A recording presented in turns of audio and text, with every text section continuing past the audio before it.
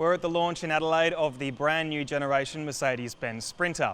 This is Australia's top-selling large van, and it has been for quite some time. But competition is heating up from the likes of Volkswagen's Crafter and the new Ford Transit.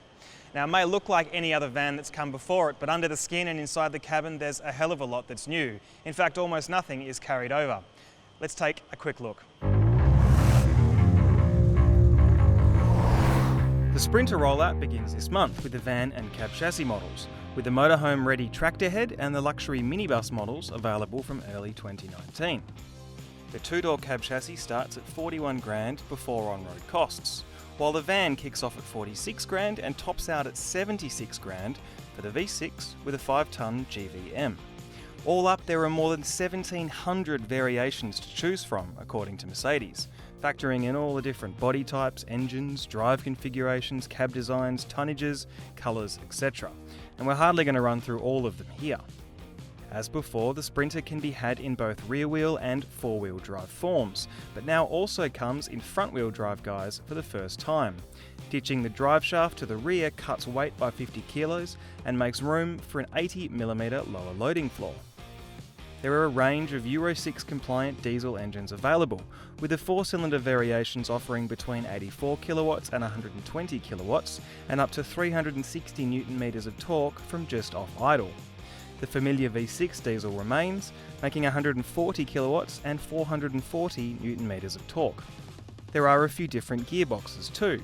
The front-wheel drives get a 6-speed manual or an optional new 9-speed auto, priced at about $3,000, while the rear-wheel drive gets a 6-speed manual or a 7-speed auto. Service intervals are 2 years and 40,000 Ks, and the warranty runs 3 years and 200,000 Ks. From a technology standpoint, the Sprinter is without peer in the van market.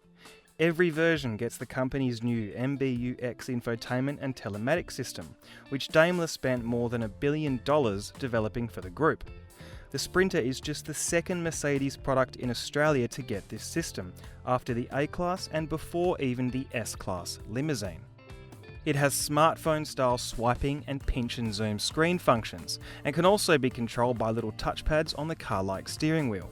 2 screen sizes are available, 7-inch or 10.25 inches. There's also conversational voice control, activated by saying, "Hey Mercedes," that can change the station, place calls, navigate to places, or show you alternative routes. The whole point is to keep you or your drivers hands on the wheel and eyes on the road. Standard tech includes active brake assist, that's autonomous emergency braking, blind spot monitoring, a reversing camera, lane assist, crosswind assist built into the stability control, and both front and side airbags. You can also pay a bit extra for radar-guided cruise control and a 360-degree overhead view camera if you want.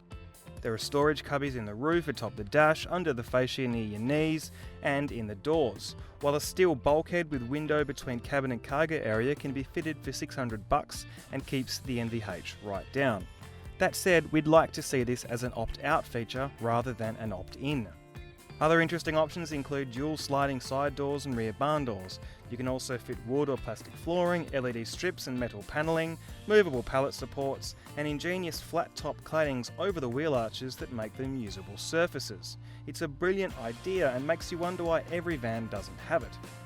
At the end of the day, there's a reason why the Sprinter is number one in its class. It's not the cheapest van, but it's a technology leader with a range of variations and an experienced network behind it. It's really pretty hard not to be impressed.